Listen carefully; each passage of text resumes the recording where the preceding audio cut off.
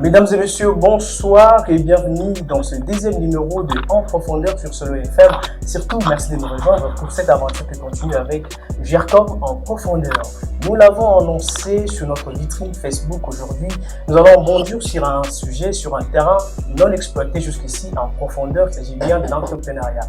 Comme vous le savez, notre émission est généraliste, donc nous parlons un peu de toutes les questions qui touchent la vie sociale. Et ce soir, nous parlons entrepreneuriat. Nous l'avons annoncé et c'est un jeune leader en entrepreneuriat, notre frère d'ici, notre fils de terroir que nous allons accueillir, mesdames et messieurs.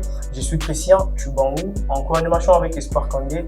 Merci de nous suivre maintenant. Restez avec nous et la suite c'est après cette pause musicale.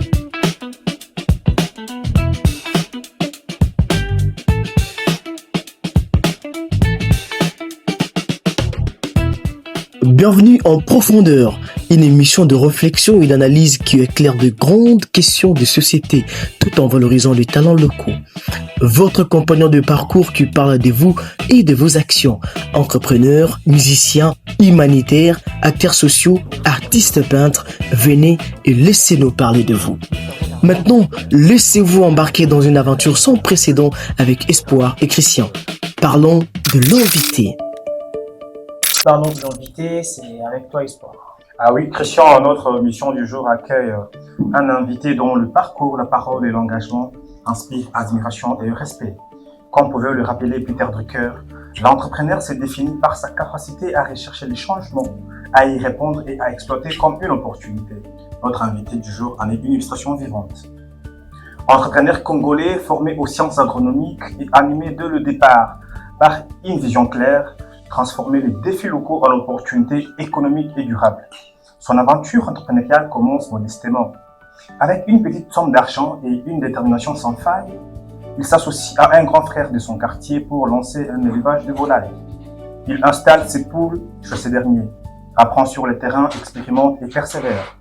Touché par son sérieux et son engagement, le grand frère finit par lui proposer une association avant de lui confier plus tard la gestion complète de l'activité. À l'image de son prénom, héritier, notre invité reçoit en héritage responsabilité, autonomie et esprit d'innovation. Plus les années passent, plus notre invité montre crescendo. En 2023, un tournant majeur survient dans son parcours. Il est sélectionné pour suivre une formation en entrepreneuriat proposée par UNICEF dans le cadre de l'initiative Génération sans limite Jeunes U, un partenariat mondial multisectoriel visant à renforcer l'éducation, la formation et l'employabilité des jeunes. À l'issue de ce programme, 400 jeunes à travers la RDC bénéficient d'un accompagnement technique et d'une formation approfondie, dont Héritier Massambila en bénéficie aussi. Ce programme lui fournit les outils nécessaires pour concrétiser une idée qu'il porte depuis son enfance, la création de BioAfrica, une entreprise spécialisée dans la production de protéines écologiques destinées à l'alimentation des volailles et du bétail. Mais mon cher Christian, une question entre nos esprits. D'où lui est venue cette idée innovante? La réponse est simple. De la lecture. Comme le disait Victor Hugo, lire c'est boire et manger. L'esprit qui ne lit pas maigrit comme le corps qui ne mange pas. C'est au cours de ces lectures qu'Héritier tombe sur une étude de la FAO en 2013 intitulée « Les insectes comestibles, perspectives pour la sécurité alimentaire et nutritionnelle », qui met en lumière le potentiel des insectes comme source durable de protéines. Il découvre alors la possibilité de produire des protéines à partir de la mouche soldat noire et de ses larves, riches en 40 à 70% de protéines destinées à l'alimentation animale. Malgré les obstacles liés au financement et au manque de mentorat dans le Kasaï central, l'héritier avance avec foi et travail. Son nom, Christian Massambila, qui signifie prière au pluriel. La prière demeure son allié face aux défis. Son travail finit par être reconnu au niveau national. Il participe à un concours national organisé sous l'impulsion de Noël Nakupon, ministre honoraire de la Jeunesse, Nouvelle Souveraineté et Cohésion nationale. Il figure parmi le 20 lauréats sélectionnés bénéficiant d'un soutien financier et de mise en relation avec les ministères clés. Tu sais, souvent on dit, il est toujours préférable d'être préparé pour une opportunité que l'on n'a pas encore eue, que d'avoir une opportunité sans être préparé. car la chance n'appartient qu'aux esprits bien préparés, pouvait l'affirmer Louis Pasteur. Cette maxime guide Héritier, toujours en 2024. Il est lauréat du prix Cyclap. Concours sans stapper de l'année de Total Energy, se classant parmi le meilleur projet d'économie circulaire sur plus de 2600 candidats à l'échelle africaine. Ainsi, mon cher Christian, si je devais résumer notre invité en une phrase pour finir, je dirais Massam Billah. C'est la réponse concrète à une grande prière de l'Afrique. Comment nourrir nos animaux à moindre coût tout en protégeant l'environnement.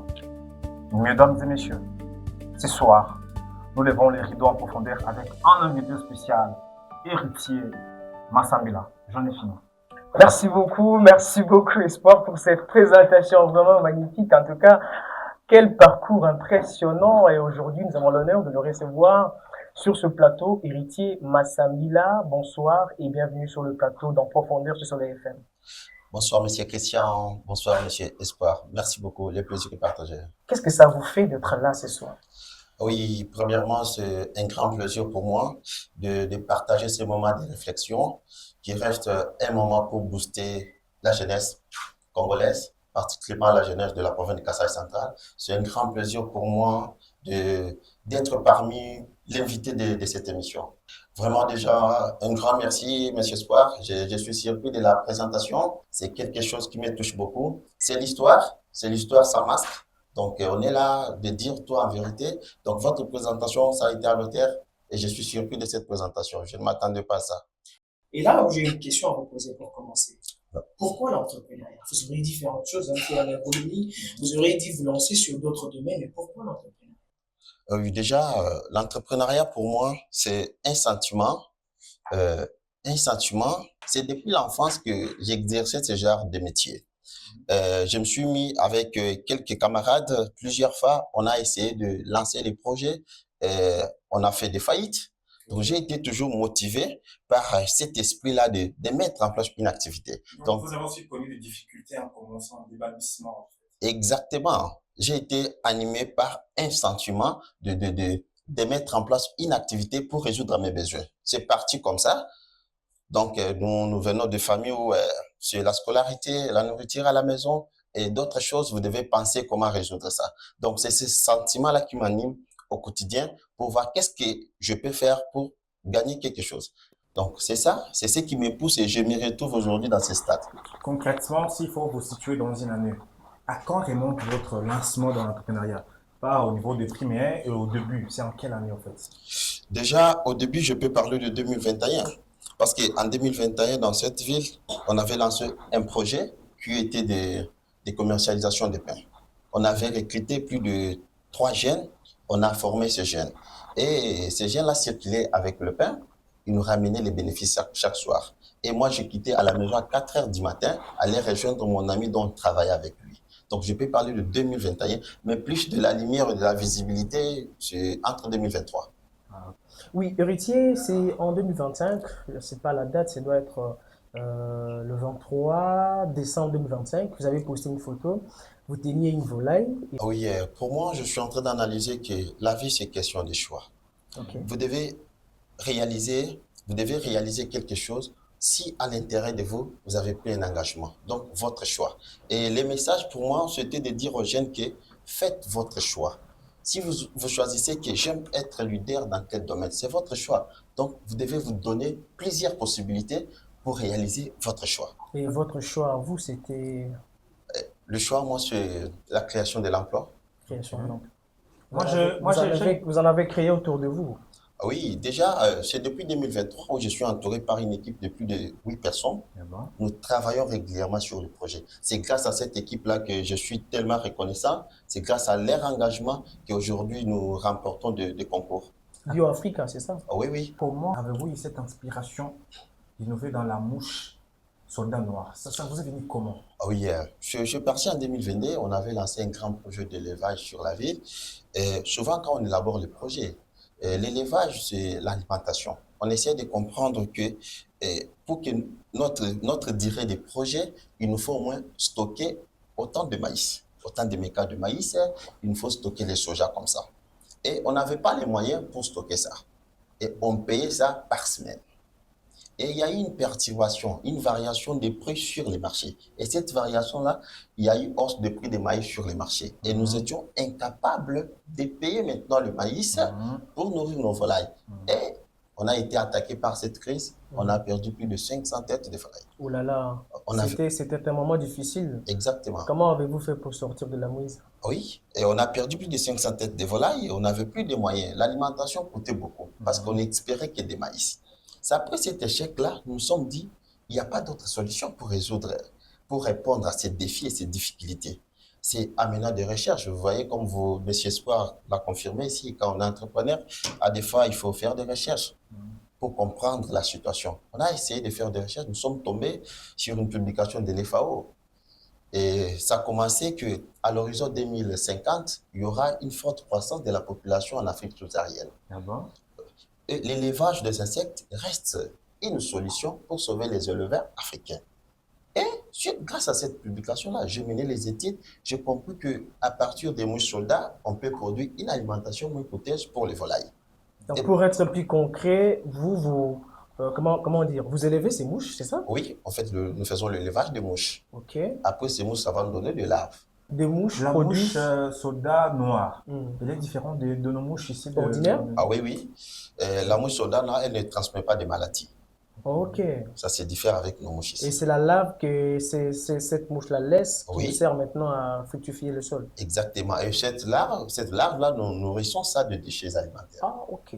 Que nous récoltons dans les riz et nous nourrissons ça de déchets alimentaires. En tout cas. Au bout de 2 semaines, nous avons une alimentation moins coûteuse. On peut remplacer le soja, on peut remplacer le maïs. Ah, c'est là où le nom de cycle AP a été, donc le projet a été placé parmi les cycles, c'est-à-dire l'économie circulaire, que vous récoltez le déchet, au lieu que le déchet traîne sur terrain, vous les recyclez pour donner la nourriture aux mouches afin qu'elles produisent des larves pour produire des protéines. Exactement. Donc, nous perdons rien dans notre cycle. Parce que après avoir alimenté nos volailles, il y a les déchets qui restent. Et directement, les déchets, là, ce sont les engrais pour booster l'agriculture. D'accord, Héritier, votre parcours, je ne cesse de le dire, est encourageant jusqu'ici. Et nous voulons que de cette province sortent de jeunes qui vont arriver à amener plus loin notre province. Tout porte à croire que partout où vous partez, vous laissez quand même un témoignage. C'est le cas de quelques personnes qui nous avons fait un effort de les contacter à votre sujet. Ils nous ont montré que partout où vous passez, vous laissez des traces indélébiles. Allez, vous allez suivre cette vidéo, je ne sais pas si vous allez reconnaître la personne. Héritier Massambila. Héritier Massambila, je l'ai connu dans une activité organisée à Kananga. Je me rappelle que quand j'ai lancé les activités entrepreneuriales sur la ville, il n'y avait pas beaucoup de jeunes. Mais Héritier fait partie des premiers jeunes que j'ai rencontrés, déterminés, mais je sais toujours que certains jeunes, vous les rencontrez, ils parlent d'entrepreneuriat, mais ils ne sont pas tellement engagés. Mais Héritier, j'ai vu, le jour où je l'ai rencontré, je le mettais dans le lot de jeunes qui s'est découragé. Mais après, j'apprends qu'il a gagné un concours appelé, je pense, Total Energy à Kinshasa. Et il revient, courageux qu'il était, il a continué. Je l'ai vu venir me faire un cadeau, une chèvre. Quand il s'est vu primé, il a eu un prix. J'ai vu que c'est un garçon très courageux. Je pense qu'il a de l'avenir. Héritier fait partie de meilleurs dans une équipe de jeunes de football. Il peut être placé au numéro 9 parce qu'il marque des buts. Un jeune qui a déjà gagné un concours dans la ville de Kananga, une ville où l'activité entrepreneuriale n'est pas très en mouvement, mais c'est tellement encourageant et je le félicite pour ça. Il sait que je l'aime. Coach François t'aime beaucoup. Avance encore, Héritier. Ça lui fait quoi que le grand coach reconnu quand même en province, qu'il reconnaisse quand même un jeune comme vous, ça vous fait quoi au cœur? Oui, c'est une motivation de plus. Et à chaque fois qu'il y a un bon message, je pense comment multiplier ces messages. Okay. J'aimerais que ces messages puissent continuer. Et comment vous faites pour que les gens arrivent à sortir des phrases aussi magnifiques sur vous? Numéro 9. Oui. Il vous compare aussi sur un... Oui, voilà. Comment vous faites? C'est quoi le secret? Je peux dire que le secret pour moi, j'aime pas perdre d'autres valeurs. Okay. Je n'ai pas peur d'autres valeurs parce que depuis que ça a commencé, je suis toujours le même héritier. Je suis toujours le même Le héritier. même bosseur, le même Le travailleur. même héritier, le même qualité. J'ai toujours le même qualité. J'ai toujours les mêmes qualités, les mêmes héritiers qu'il a connus. Donc, je ne change pas de valeur. C'est le premier élément. D'accord, héritier. Mais écoutons d'abord cette deuxième vidéo. Bonsoir, héritier. J'espère que tu vas bien ce soir. J'espère que ça sera une surprise pour toi. Tu es vraiment un homme capable depuis qu'on s'est connus il y a vraiment longtemps. Dans tes projets, tes activités, tout ce que tu es en train de faire, que Dieu t'assiste, qu'il t'accompagne. Surtout, qu'il ouvre vraiment des portes de bénédiction sur toi. Tu es vraiment un jeune capable qui se débrouille en fait. Tu es parmi les jeunes du Kasaï central que nous connaissons comme responsable en fait. Tu nous as montré ta capacité. En tout cas, que Dieu te bénisse. J'espère que tout va bien se passer ce soir. Tout va bien se passer en profondeur et là, vraiment, cette personne, est-ce que vous reconnaissez cette voix? C'est Hélène.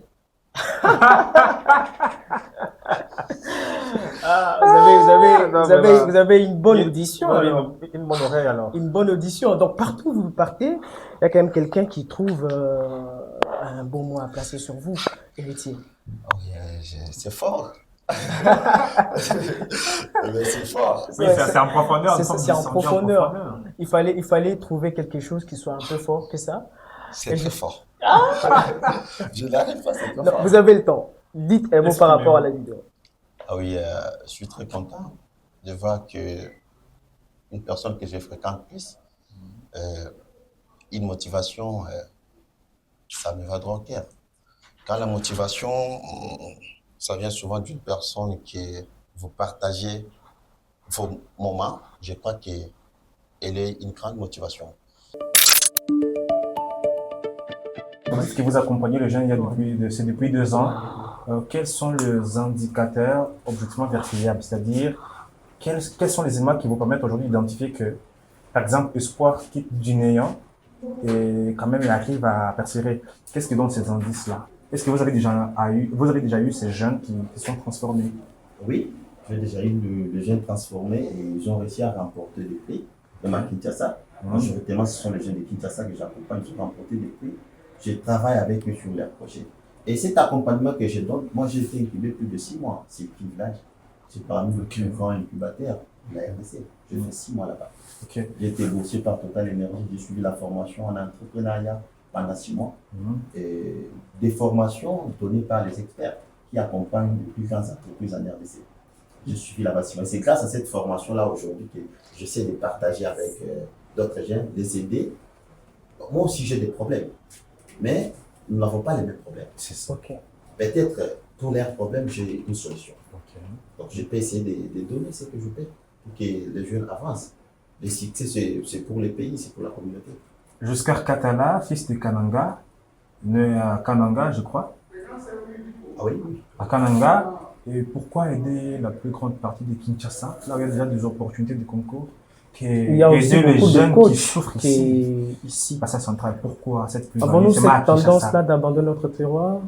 Déjà, vous devez comprendre que les prophètes n'ont jamais été respectés chez lui. Ça, donc vous n'êtes pas respecté chez lui. Ok, je le vois. prophète n'a jamais été respecté chez lui. Pour d'autres personnes, ils trouvent que nous sommes utiles pour les projets. Mais moi, il y a des gens que je cherche à avoir à mes côtés. Je dis que celui-là, il faut que je sois en contact avec lui.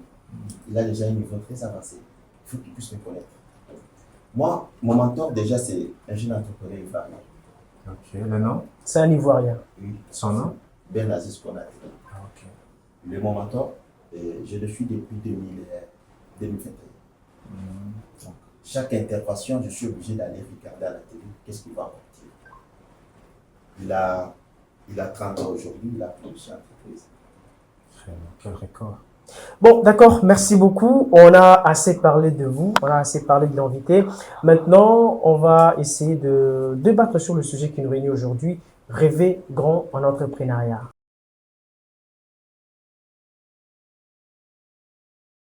Parlons du sujet.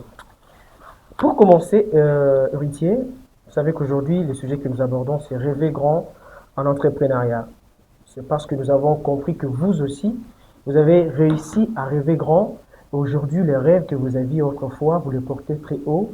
Et petit à petit, nous voyons les œuvres de ces grands rêves que vous aviez autrefois de devenir un grand homme. Je ne parle pas de devenir entrepreneur parce que je ne suis pas sûr que vous attendiez à être un grand entrepreneur, mais déjà le rêve de grandir.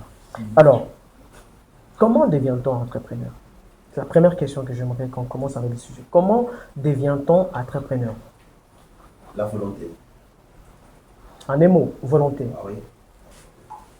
C'est le mot qui vous a conduit du début jusque là où vous êtes? Oui, j'ai toujours eu cette volonté-là. Et là, des fois, dans des réunions avec mes collaborateurs, je leur répète souvent ce mot. Même si vous me quittez, moi, je ne vais pas abandonner. Ça veut dire ceci. Même si vous me quittez, rassurez-vous que moi, je ne dois pas abandonner. Donc, moi, j'ai cette volonté-là. Je suis très heureux dans ça. Hein. Je suis très heureux dans cette vie. Donc, je suis heureux de faire l'entrepreneuriat. Je suis heureux d'être appelé entrepreneur, DG. Moi, je suis heureux. Donc, je dis à mes collaborateurs, même si vous abandonnez, il faut oublier. Moi, je ne dois pas abandonner. Donc, ce qui ne vous fait pas abandonner, c'est la volonté ou c'est la vision que vous avez abandonnée? Parce que est-ce que la volonté, celle pourra suffire non. à faire quelqu'un un entrepreneur? Sinon, tous, ils seraient aussi entrepreneurs, moi aussi.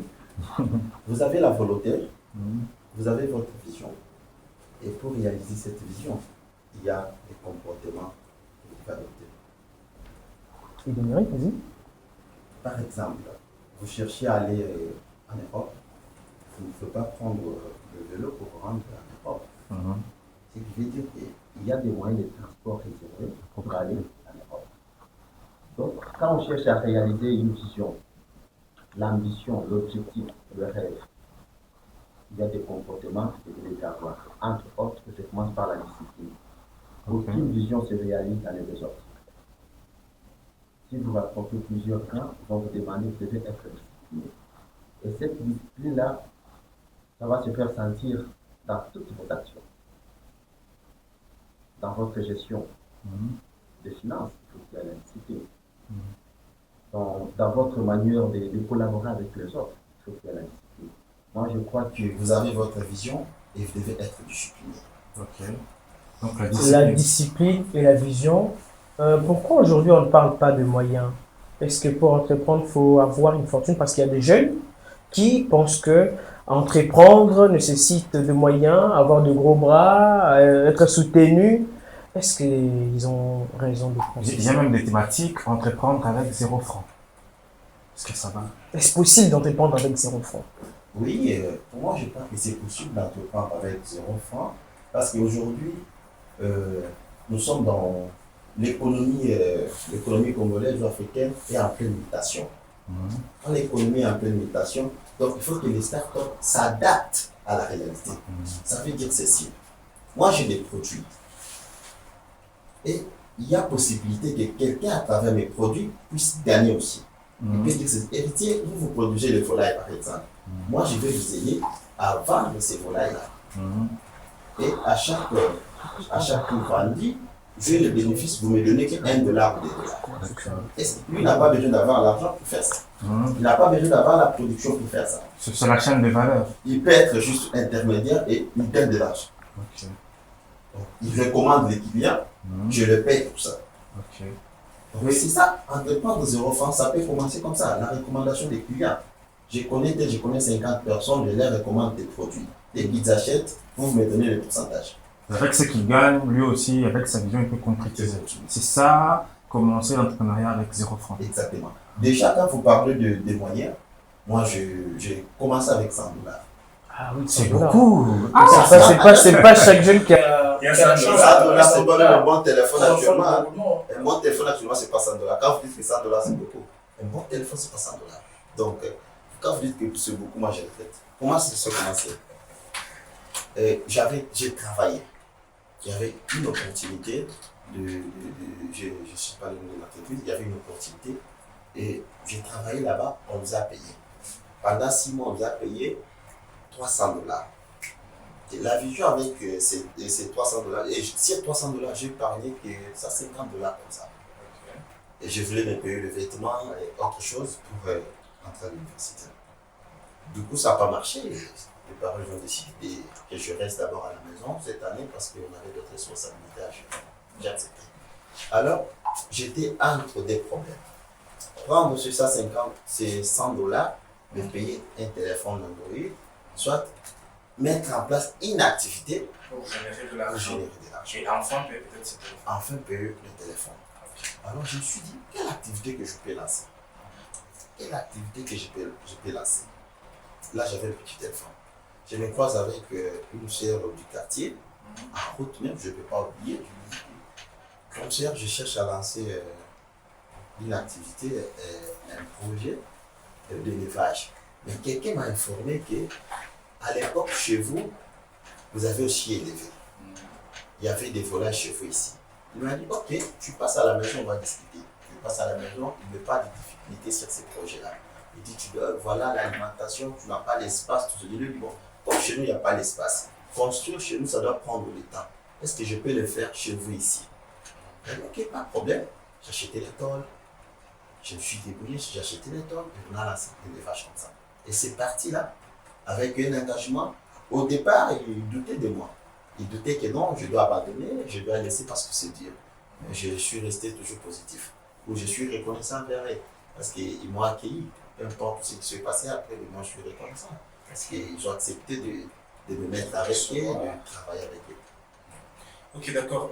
Donc c'est de là qu'est née la première idée de créer BioAfrica. Exactement. En parlant de BioAfrica, vous êtes CEO, fondateur, DG. Oui, Ou les trois. Je suis le DG de BioAfrica. Fondateur. Oui. Et aujourd'hui, quel est votre modèle business? Déjà, notre structuration, nous voulons, dans les prochains jours, contrôler les marchés de Provendez au Kazakhstan. Le marché, Ça signifie quoi? les aliments de volaille. Nous dépendons que de l'importation. Les gens ne veulent pas investir dans la transformation. Or, nous disposons des ressources nécessaires pour produire les aliments. S'il y a quelques ressources qui manquent, mais je crois que sur 100%, nous avons 95% des ressources pour produire des aliments. Et en menant mes études, je suis en train de comprendre que c'est peut-être ce manque de volonté d'investir.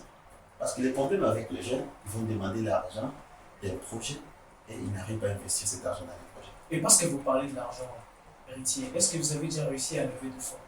Oui, j'ai déjà levé des fonds. Combien de fois? Des fois. La première fois c'était? Avec le ministère national de la jeunesse. Ok. On a été sélectionné. Quand vous êtes sélectionné, vous êtes lauréat. Par rapport, vous partez défendre le projet. Et vous défendez le projet. Et si on voit que dans votre défense, il y a la structuration. Vous avez défendu et vous avez réussi à lever les fonds. Oui. Les fonds revenaient jusqu'à combien? Plus de 6 millions de francs avec le ministère. Et d'autres levées de fonds avec Total Energy. Là, on fait le pitch. Ok, Le ok. pitch, ce sont des levées de fonds. Dans l'énergie, c'était pas un concours? C'est un concours. Et pour être lauréat, vous devez pitcher. Quand vous pitchez là, vous faites des levées de fonds. D'accord, mais dans notre environnement, ici au Kassel, il y a ces investisseurs qui peuvent aider les jeunes. Au niveau local, je dis, qui Exactement. peuvent aider les jeunes qui ont une vision comme vous Avec aussi les à fonds. lever le fonds et à tenir le start-up encore. Oui, vous voyez, aujourd'hui, soutenir les startups, c'est un élément essentiel pour les défendre de personnes communautaires. C'est un élément essentiel. Ce qui manque aux jeunes pour recevoir le soutien, parce que le partenaire en face n'arrive pas à avoir une détermination pour ces jeunes. Si on remarque que tu es un jeune, tu commences une activité, après 2 mois, tu abandonnes. Qui va venir vous soutenir? Moi, dans cette ville, pour ne pas citer le nom, depuis le début, si j'ai besoin de faire le déplacement, il y a quelqu'un que j'appelle, il envoie la voiture pour me parler. Il est fait pourquoi? Parce qu'il voit que je suis toujours engagé dans ce que je suis en train de faire. Dans cette ville, il y a un papa. Si je l'appelle, je dis papa, je cherche à voyager, je dois arriver telle place. Il paye pour moi les billets. Est-ce que vous comprenez? Héritier, on comprend qu'héritier a le nombre, alors facile pour lui d'exceller.